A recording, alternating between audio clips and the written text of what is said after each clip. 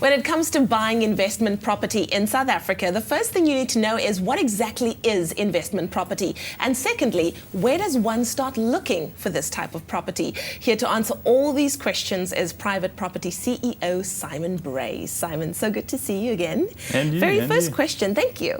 What exactly is investment property? Well, I think the simplest way to describe investing in property is not living in the property.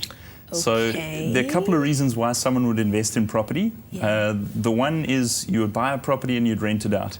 And there you're looking for rental yield, and you're effectively looking for someone else paying the rental to pay the bond or the mortgage that you've got on the place. And in time, you're going to see some capital growth. The other type of investing is where you buy a place that perhaps needs some work, and you've got an eye for that kind of detail, and you understand how to budget and how to spend, and you're going to renovate it and then flip it for a higher price. So both of those are really sound investment options if you know what you're doing. Exactly. Okay, so if I was thinking of buying or looking into such a property, what would be the first things that I would need to consider when searching for a property like this? Well, if we talk about the one that most people think of when you're talking investment property, and that's buying to rent. So there's this idea that you want to buy a place and then put a tenant in it. You've got to think completely unemotionally about it. And that's, I think, what people battle with. When it comes to property, there's always this emotional connection. Do I like it? Is it in a place that I would live? But when it comes to investing in property, you actually need to treat it like a business. Okay. So draw up a business plan. Put down what is the financial commitment that you want to make, what can you afford, what do you intend to get out of it financially, the location. Look at the location through the eyes of good data, good statistics. You know, what are the prices doing in the area, what are the rental demands looking like in the area, and then you should look at the type of property. I mean, some types of properties are fantastic to live and own for 20 years, you know, bring your family up and all of that, but not all of them are geared towards renting them out. So look at two-bedroom flats and apartments. They're very, very popular with tenants. Broad spectrum of people are kind of in that market. And I think the last thing is the type of tenant that you want to address. Tenant demand tends to really be in the young or the older. So you're talking about students, you know, student accommodation and small lock-up-and-go places, or places for retirees. So those are some good points to look for when you're investing. Now, just like from my notes that I've made here, finances, location, type of property, type of tenant, those are really important things. Now, let's talk about the tenant part, because I know that's always a very difficult situation. How does one go about acquiring the right type of tenant for your property? I mean, it's critically important, right? This is your little business, this is your investment, and when you're picking your tenant, you're effectively picking your business partner. So you've got to be really, really careful who you let into the property up front. It's like hiring someone, you know, hire hard and you won't have to manage them. So get your property out there on online platforms like ours. Make sure that it's advertised as widely as possible. Take as many tenants through as you can until you feel that the fit is right. And then there are lots of great services that you can use on our platform or others where you can check on a tenant's credit history or you can get a reference from their previous landlord. It's really good to do the background checks, to do the research that you need.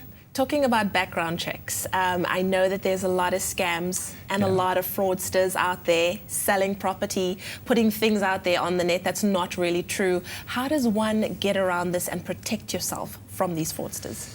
No, it's a really tricky part of our business, actually. You know, you're dealing with people that might list a property online and it's a fraudulent listing, and then they realize and they prey upon the fact that there are lots of tenants and very few properties on the market for rent. So they'll call you up and say, if you want it, you're going to have to pay a deposit before 3 o'clock, and you haven't even seen the place, you don't even know if the guy owns it. So we put a lot of effort to clean up that kind of scam. Every single listing that you'll see on private property has actually been verified. We call up the landlord and we find out whether they own the property or whether they know someone that owns the property. So we do our best to get rid of that fraud. Thank you. But you're right, it's a tricky business, and it's worth just being aware of it and being cautious. Okay, but it's good to know that there are people out there that are protecting you from that. And yeah, we try. That's good. That's good. Okay, and one last thing, the whole issue around landlords, tenants, where can one go to get advice around that? Because that can also be a tricky issue as well, right? It's amazing how many questions people have when it comes to renting out property. You know, tenants, you know, what are my rights? What do I need to sign in a lease? What do deposits look like? And then on the landlord side, it's also really, really important. You know, what if my tenant's not paying my electricity?